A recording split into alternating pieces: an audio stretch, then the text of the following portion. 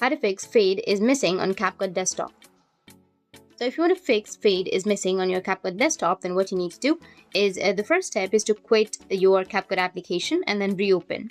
It's not about just closing it from here, but you need to also close it from here down here. And then you need to also go with your task manager. Right click on your taskbar and then go with task manager and exit or close the app from the task manager as well. After that, you can open up your CapCut again and then go with create project. Go with import, which will be on the top. And from here, just simply go and select any video or photo that you're comfortable with. Once done, go with the plus, which will be on the right side.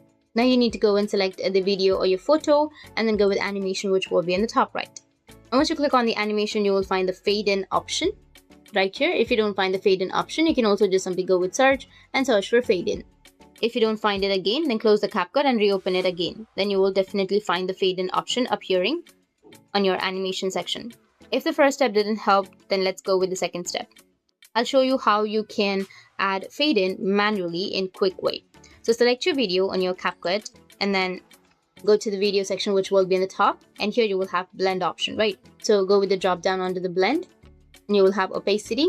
And here you need to just simply go with the diamond shaped icon, which will be on the right side. So I'll just simply go and select here and then go with the opacity. Click on this one and you can see the diamond has been selected, and make sure to make this opacity as 0. And once done, you can come 2 seconds forward and then click on the diamond icon again and make sure to select 100 this time. In the same way, come back 1 or 2 seconds back from the main diamond and then again click on it, go and select 100 and hit the enter. Now as you can see that if you play, then you will get this kind of interface. That's how you can fix CapCut fade option missing.